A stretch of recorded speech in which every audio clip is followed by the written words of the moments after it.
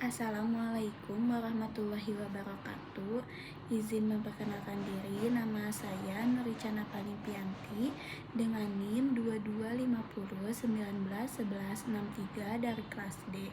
Di sini saya akan mempresentasikan pada bab 3, yaitu yang berjudul evaluasi mutu bahan baku dan sediaan farmasi secara kimia dan mikrobiologi. Yang pertama yaitu pendahuluan terlebih dahulu. Kualitas bahan baku dan sediaan farmasi merupakan faktor penting untuk memastikan keamanan, efektivitas, dan mutu obat yang digunakan oleh pasien. Penilaian mutu dapat dilakukan melalui pendekatan kimia maupun mikrobiologi, sesuai dengan ketentuan yang tercantum dalam Farmakope Indonesia, peraturan pemerintah, serta pedoman internasional seperti WHO, USP, dan GMP. Evaluasi mutu itu ada 4. Yang pertama ada secara kimia, secara mikrobiologi, ada regulasi dan standar, ada peran evaluasi mutu dalam industri farmasi. Di sini yang pertama yaitu evaluasi mutu secara kimia. Evaluasi ini mencakup pengujian terhadap identitas, kemurnian, kadar, dan stabilitas bahan baku maupun produk akhir.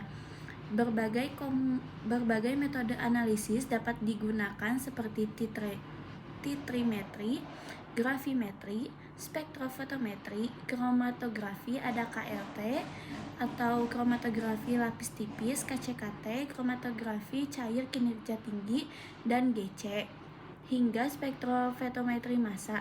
Tujuan utamanya yaitu untuk memastikan bahwa zat aktif memenuhi spesifikasi yang ditetapkan, bebas dari kontaminan berbahaya, dan sesuai dengan klaim yang tercantum pada label produk. Yang kedua yaitu evaluasi mutu secara mikrobiologi. Pada pengujian ini, fokus yang utamanya yaitu mendeteksi adanya kontaminasi mikroba pada bahan baku dan sediaan farmasi. Pengujian ini meliputi jumlah mikroba total, cemaran spesifik seperti E. coli, Salmonella, Staphylococcus aureus, Pseudomonas aeruginosa, serta jamur atau kapang. Lalu uji sterilitas dan uji endotoksin. Evaluasi ini sangat krusial terutama untuk sediaan steril, misalnya injeksi, sediaan oftalmik dan infus, maupun sediaan non-steril seperti tablet, sirup, kosmetik, dan produk herbal. C. Yaitu regulasi dan standar. Seluruh pengujian mutu dilakukan berdasarkan standar yang berlaku dalam Farmakope Indonesia, USP, BP, IP, dan GP, serta pedoman dari BPOM dan WHO GMP. Evaluasi mutu ini merupakan bagian penting dalam pelaksanaan Quality Assurance atau QA dan Quality Control QC di industri farmasi. D. Yaitu peran evaluasi mutu dalam industri. Yang pertama yaitu menjamin keseragaman kualitas obat antar batch produksi. Yang kedua, mendukung proses perizinan edar, audit kepatuhan, serta sertifikasi sistem mutu. Yang ketiga yaitu melindungi pasien dari potensi bahaya akibat obat yang tidak memenuhi standar palsu atau terkontaminasi. Tugas soal praktikum nomor pertama yaitu sebutkan parameter mutu bahan baku obat dan sediaan farmasi yang dipersyaratkan oleh Farmakope Indonesia. Pada Farmakope Indonesia, di situ ada pemerian. Pemerian merupakan uraian tentang karakteristik fisik suatu bahan obat atau sediaan farmasi. Pemerian ini meliputi seperti warna, bau, rasa, jika aman atau relevan, bentuk seperti serbuk, hablur, cairan, dan sebagainya. Lalu yang kedua yaitu ada kelarutan. Kelarutan merupakan jumlah maksimum suatu zat yang mampu larut dalam pelarut tertentu pada suhu tertentu hingga terbentuk larutan yang bening dan seragam.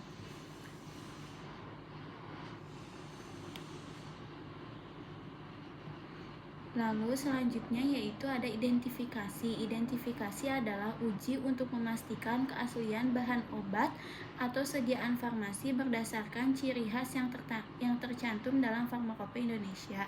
Selanjutnya yaitu jarak lebur atau rentang lebur, merupakan selisih antara suhu saat zat padat mulai meleleh dan suhu saat seluruh zat tersebut benar-benar mencair.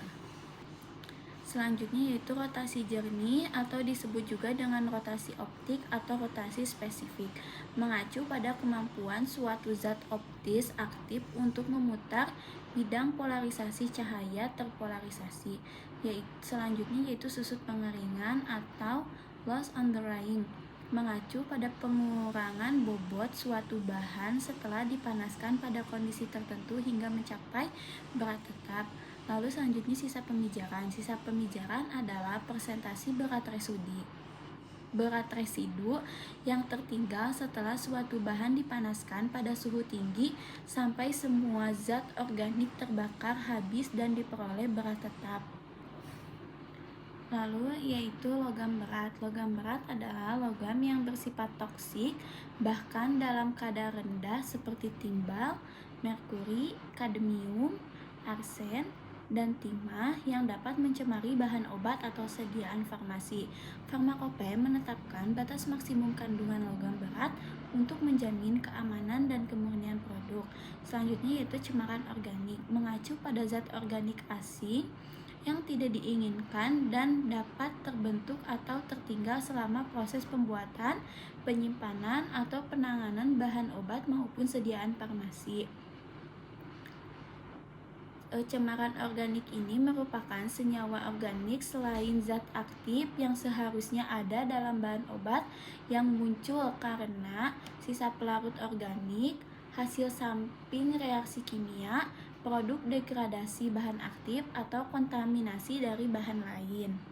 Lalu ada penetapan kadar. Penetapan kadar ini adalah suatu proses analisis kuantitatif untuk menentukan konsentrasi atau persentase zat aktif dalam suatu bahan obat atau sediaan farmasi yang memiliki tujuan yaitu untuk memastikan dosis tepat, kemurnian terjaga, dan mutu produk sesuai standar Farmakope Indonesia.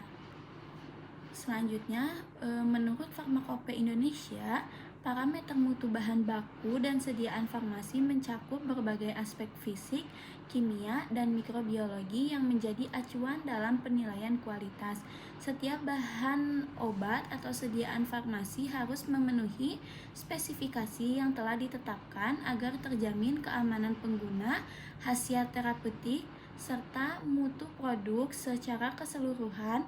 Penetapan parameter ini memiliki tujuan yaitu untuk memastikan konsistensi kualitas, mencegah kontaminasi, dan menghindari risiko efek samping akibat bahan yang tidak memenuhi standar, sehingga obat yang dihasilkan dapat dipercaya oleh tenaga kesehatan dan juga pasien. Selanjutnya yaitu parameter mutu bahan baku, zat aktif, dan eksipien.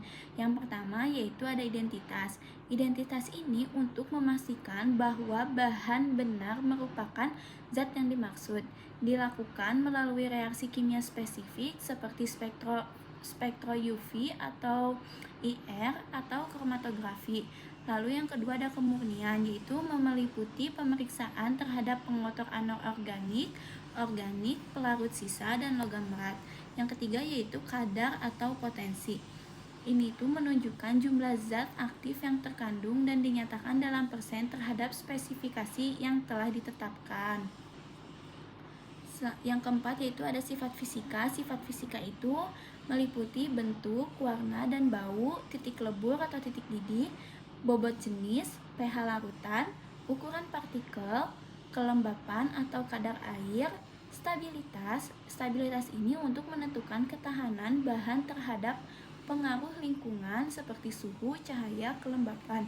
Yang keenam yaitu kontaminasi mikrobiologi, terutama untuk bahan yang berasal dari alam, memastikan jumlah mikroba total dan cemaran spesifik di bawah batas yang telah ditetapkan. Yang B yaitu parameter mutu sediaan farmasi produk jadi. Yang pertama yaitu keseragaman bobot dan volume untuk memastikan tiap unit dosis memiliki kandungan zat aktif yang konsisten. Yang kedua, kadar dan potensi zat aktif. Ini itu untuk mengukur kadar zat aktif untuk menjamin kesesuaian dengan label. Yang ketiga, uji disolusi atau dispersi. Dissolution atau disintegration tester. Di sini bertujuan untuk sediaan padat oral dan memastikan pelepasan zat aktif dalam waktu yang sesuai. Yang keempat yaitu ada uji pH dan stabilitas fisik kimia, yaitu untuk menilai kestabilan selama penyimpanan dan masa simpan.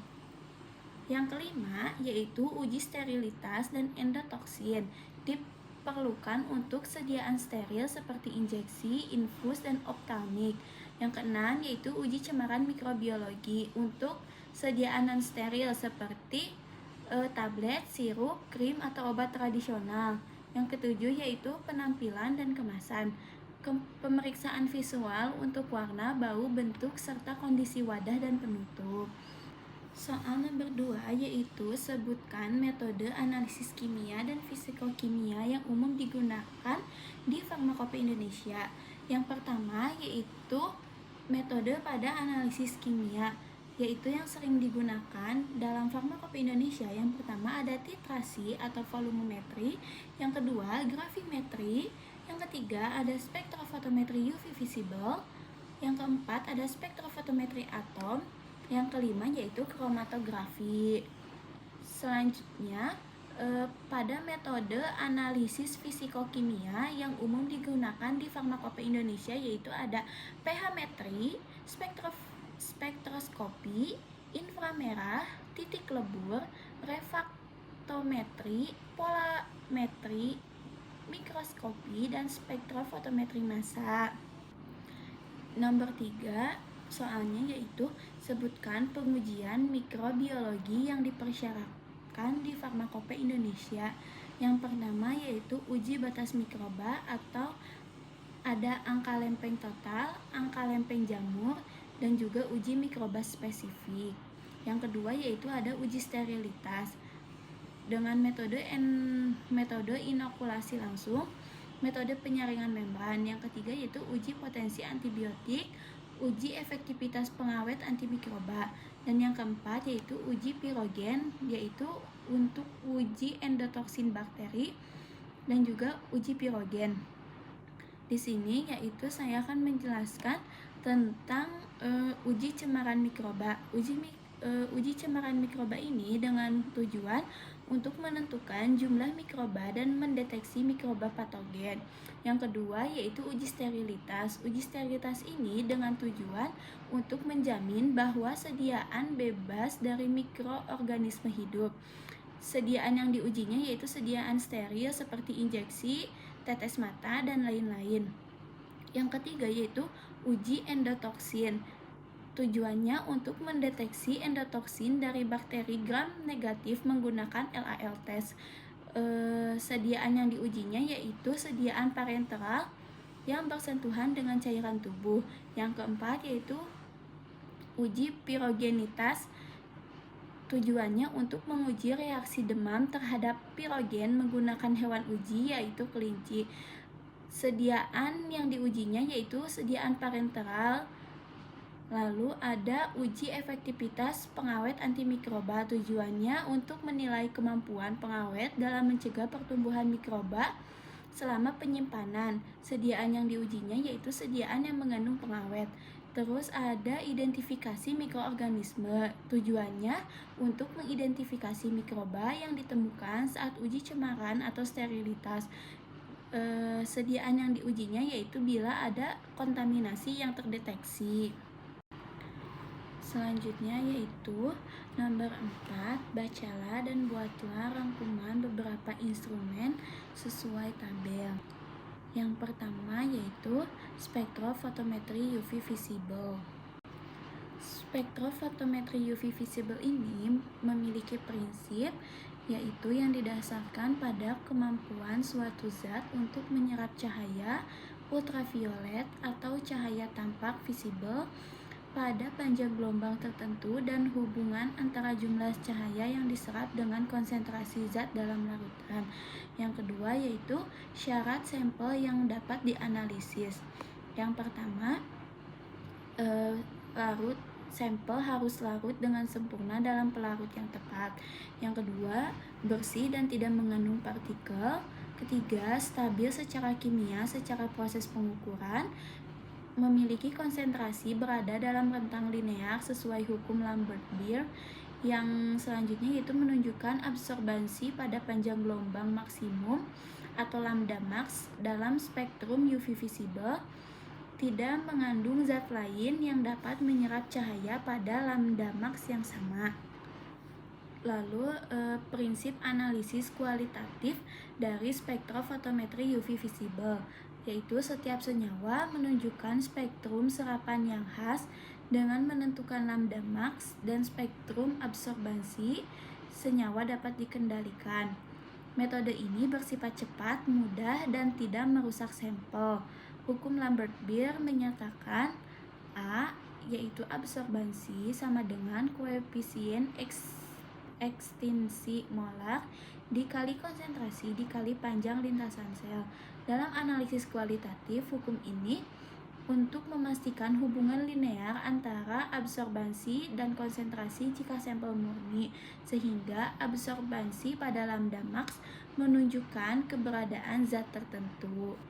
Yang keempat yaitu prinsip analisis kuantitatif pada spektrofotometri UV visible. Analisis kuantitatif ini menggunakan UV visible memungkinkan pengukuran konsentrasi atau kadar zat dengan tepat. Metode ini cepat, peka, dan dapat diulang dengan konsisten, terutama untuk senyawa yang memiliki lambda maksimal yang jelas dan khas. Analisis kuantitatif didasarkan pada hubungan linear antara absorbansi dan konsentrasi zat sesuai hukum Lambert-Beer. Jadi, semakin tinggi konsentrasi zat yang menyerap cahaya, semakin besar absorbansi pada panjang gelombang tertentu. Faktor yang dapat mempengaruhi hasil analisis yang pada sifat sampel yang pertama yaitu ada kejernihan larutan.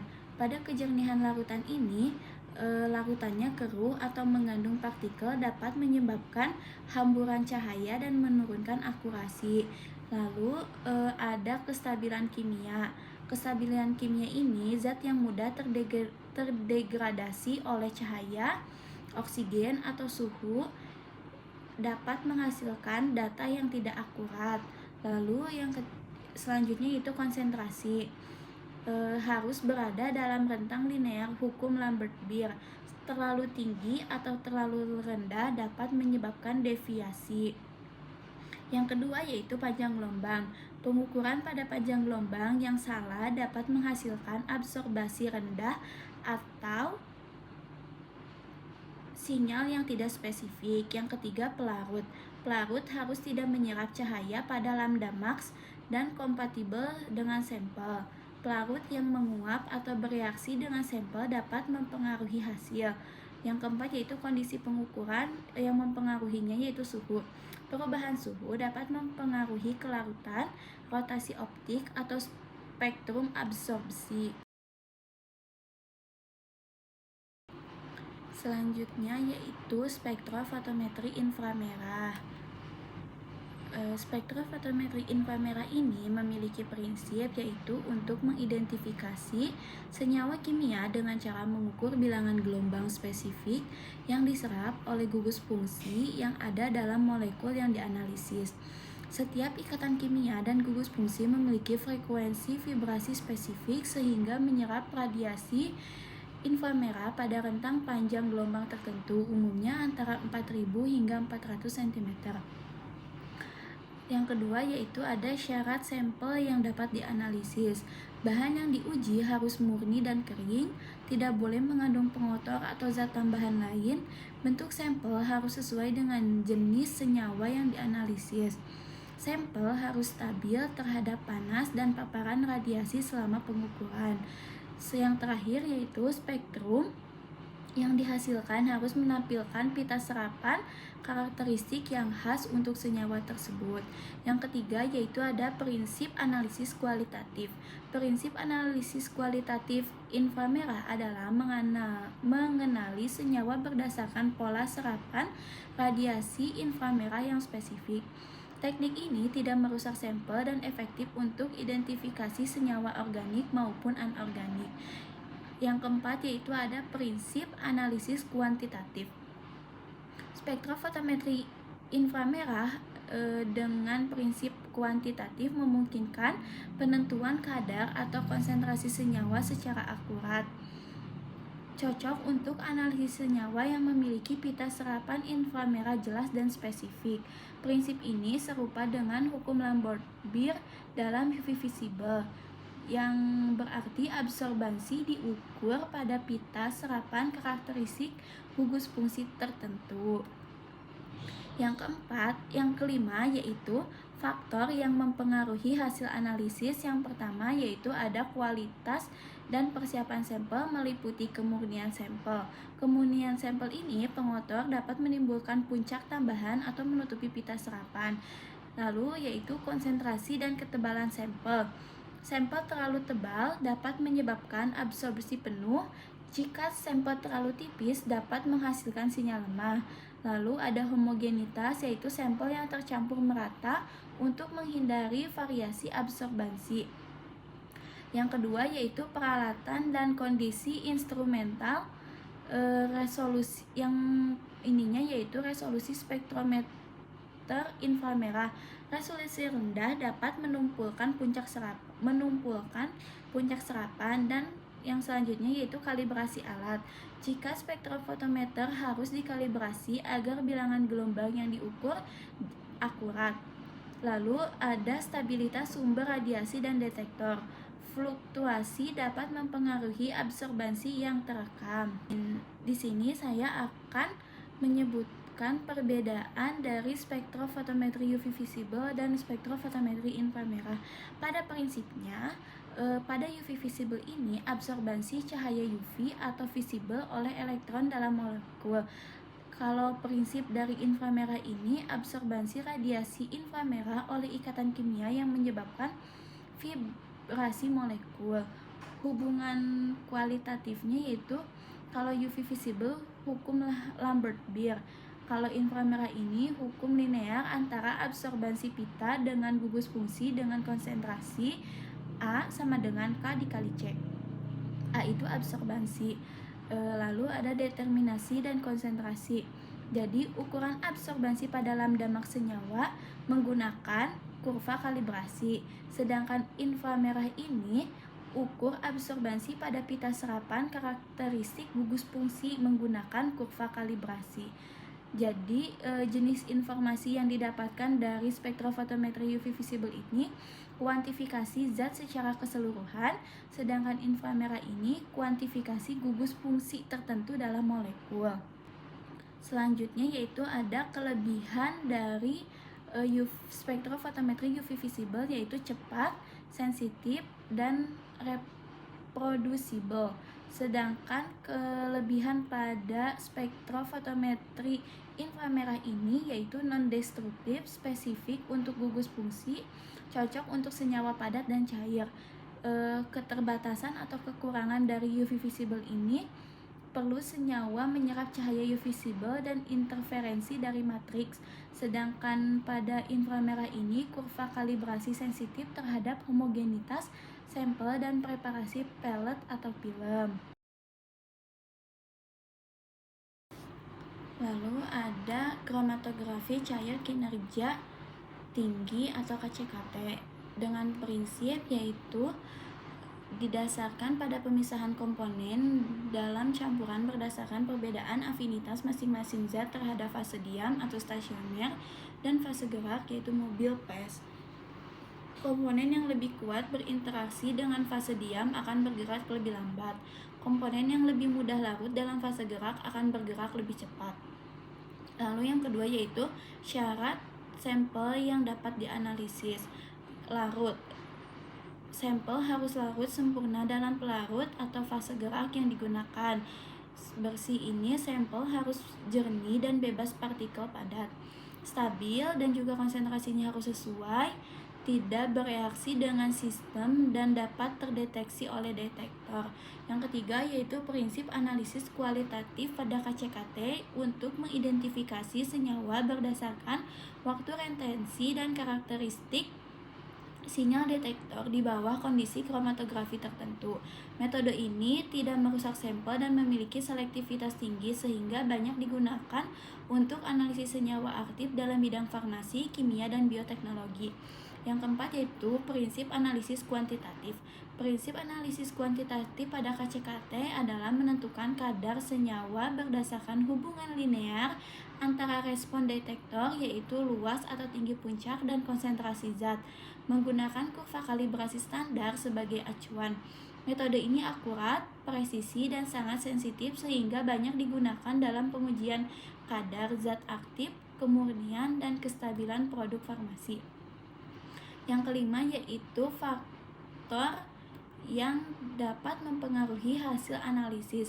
Yang pertama yaitu ada faktor sampel, yaitu seperti pada kemurnian sampel, kelarutan, konsentrasi, dan stabilitas. Yang kedua yaitu faktor fase gerak, yaitu komposisi pelarut, pH fase gerak, dan kemurnian pelarut. Yang ketiga yaitu faktor detektor, yaitu yang mempengaruhinya jenis detektor dan juga panjang gelombang. Oleh karena itu, konsistensi kondisi analisis dan kalibrasi alat secara berkala sangat penting untuk memperoleh hasil yang akurat. Yang selanjutnya yaitu ada kromatografi lapis tipis atau KLT.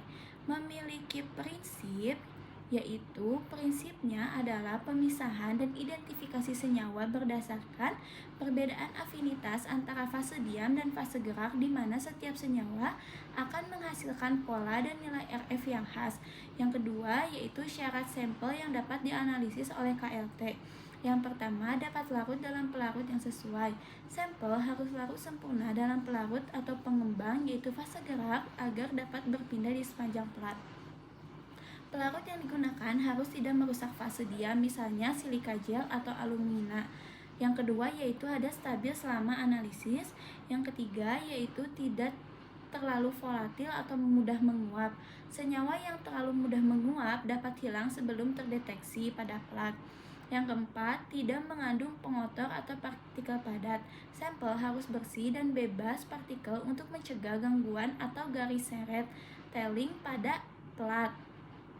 Yang kelima yaitu dapat bereaksi atau terlihat saat deteksi. Senyawa yang harus dapat dideteksi dengan reaksi atau penampak noda, misalnya seperti iodin, atau reaksi kimia yang dapat memberikan reaksi penampak. Lalu yang ketiga yaitu analisis prinsip dari analisis kualitatif pada KLT, bertujuan untuk mengidentifikasi senyawa berdasarkan posisi dan karakteristik noda yang dihasilkan pada plat kromatografi.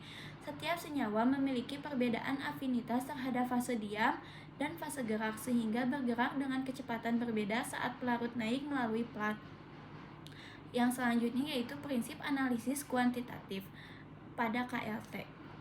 Nah, pada ini untuk menentukan konsentrasi suatu senyawa dengan mengukur intensitas atau luas noda pada plat setelah pengembangan, karena besar respon noda berbanding lurus dengan jumlah zat yang diaplikasikan dan dibandingkan dengan standar yang konsentrasinya diketahui.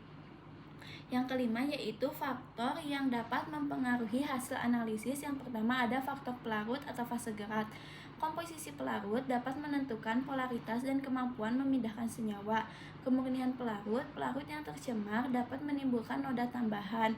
Lalu volume dan jumlah pelarut terlalu banyak atau terlalu sedikit dapat mempengaruhi pemisahan dan jarak tempuh noda. Faktor plat atau fase diamnya, jenis dan kualitas plat, yaitu seperti silika gel, alumina, atau selulosa dengan ukuran partikel berbeda mempengaruhi resolusi pemisahan. Lalu ada kondisi plat yang lembab atau terkontaminasi dapat menghasilkan pergerakan noda tidak konsisten. Yang ketiga yaitu faktor teknikal. Metode penotolan yaitu pada sampel, volume, dan cara aplikasi mempengaruhi bentuk dan intensitas noda. Yang selanjutnya yaitu pengembangan plat, kecepatan naik pelarut atau suhu dan kondisi pengembangan dapat mempengaruhi jarak dan bentuk noda. Lalu deteksi noda, jenis detektor yaitu UV atau reaksi kimia, iodin, dan waktu exposure mempengaruhi visibilitas noda. Nomor 5 yaitu bacalah dan buatlah rangkuman mengenai metode uji mikrobiologi sesuai tabel. Yang pertama yaitu uji sterilitas dengan prinsip mengamati pertumbuhan mikroba pada media yang sesuai setelah sampel diuji, di mana tidak adanya pertumbuhan menunjukkan sterilitas sedangkan adanya pertumbuhan menandakan kontaminasi. Yang kedua, tujuannya. Tujuan dari uji sterilitas adalah untuk memastikan bahwa suatu sediaan farmasi bebas dari mikroorganisme hidup yang berpotensi membahayakan pasien. Pengujian ini penting untuk menjamin keamanan produk, menilai kualitas dan konsistensi tiap batch, serta memastikan bahwa proses produksi, pengemasan, dan penyimpanan telah efektif menjaga sterilitas. Lalu yang ketiga yaitu media yang digunakan. Media yang digunakan pada uji sterilitas yaitu nutrien agar yang dapat disiapkan dalam bentuk tegak atau miring atau datar. Masa inkubasi pada uji sterilitas di mana mikroba yang telah diinokulasi ke media baru disimpan pada kondisi tertentu agar dapat tumbuh. Selama proses ini, mikroba akan berkembang sesuai dengan suhu dan waktu yang optimal untuk masing-masing jenis. Suhu dan lama inkubasi berbeda-beda tergantung pada sifat fisiologis mikroorganisme. Secara umum, bakteri tumbuh optimal pada suhu 35-37 derajat Celcius selama 24-48 jam. Kalau ragi atau kamir pada suhu 30 derajat selama 2-3 hari, dan kapang pada suhu 20-25 derajat selama 5-7 hari. Interpretasi data uji sterilitas selama periode inkubasi, amati secara visual media pada interval waktu untuk mendeteksi pertumbuhan mikroba. Jika kekeruhan pada media akibat sampel menyulitkan penilaian visual setelah 14 hari sejak awal inkubasi, pindahkan sebagian media minimal 1 mili per tabung ke media segar yang sama. Jadi prinsip untuk pengambilan kesimpulan yaitu apabila tidak terjadi pertumbuhan mikroba, maka bahan uji dianggap memenuhi syarat sterilitas. Sebaliknya, jika terjadi pertumbuhan mikroba, maka bahan uji dianggap tidak steril. Faktor yang dapat mempengaruhi hasil analisis uji sterilitas yaitu data pemantauan mikrobiologi dari fasilitas uji sterilitas yang menunjukkan adanya ketidaksesuaian, prosedur uji yang diterapkan selama pengujian yang tidak sesuai dengan standar, serta adanya pertumbuhan mikroba pada kontrol negatif.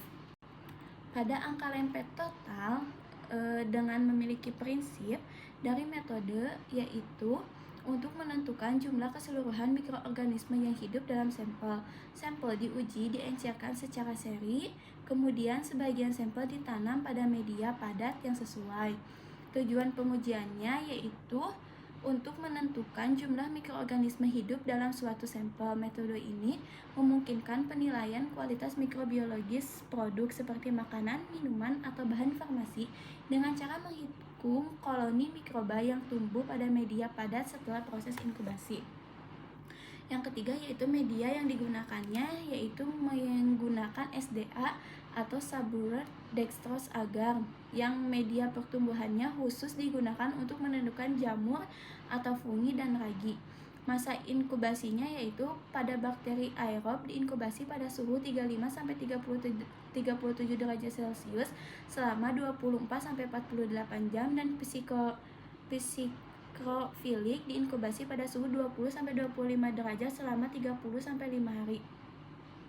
Lalu bakteri termofilik diinkubasi pada suhu 55 derajat selama 24-48 jam.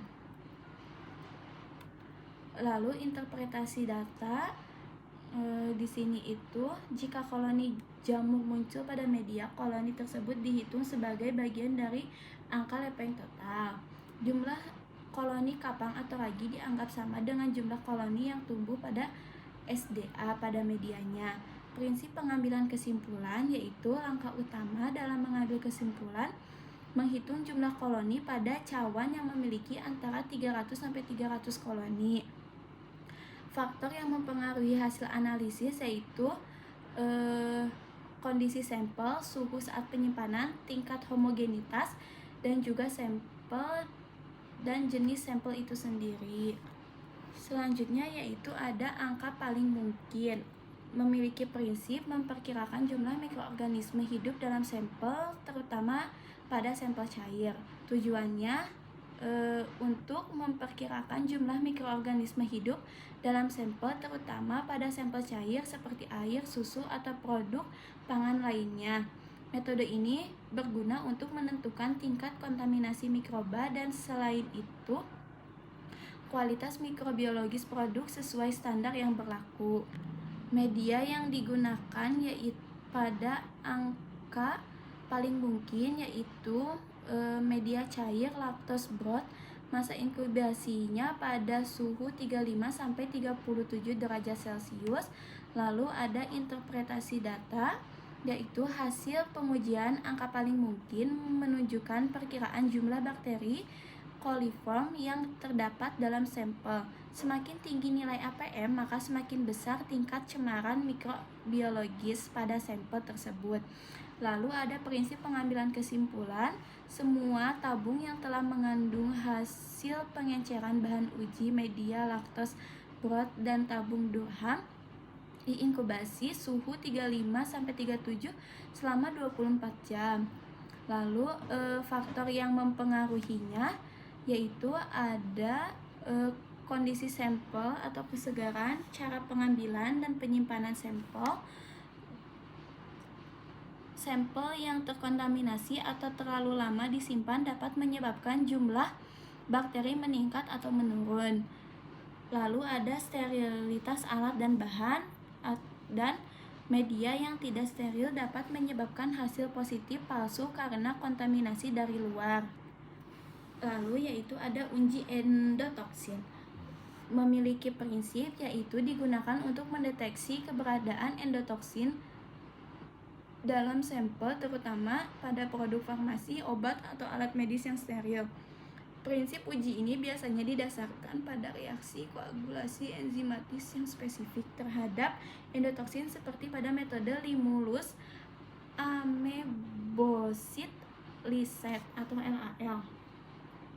Lalu tujuan dari uji endotoksin ini untuk mendeteksi dan mengukur keberadaan endotoksin, yaitu toksin dari dinding sel bakteri gram negatif dalam produk farmasi, obat, atau alat medis yang harus steril. Masa inkubasi pada uji endotoksin umumnya adalah 37 kurang lebih ditambah 1 derajat Celcius selama 60 menit tergantung pada metode yang digunakan. Terus ada interpretasi data. Uji endotoksin ini dilakukan dengan membandingkan hasil reaksi sampel terhadap kontrol. Lalu ada prinsip pengambilan kesimpulan.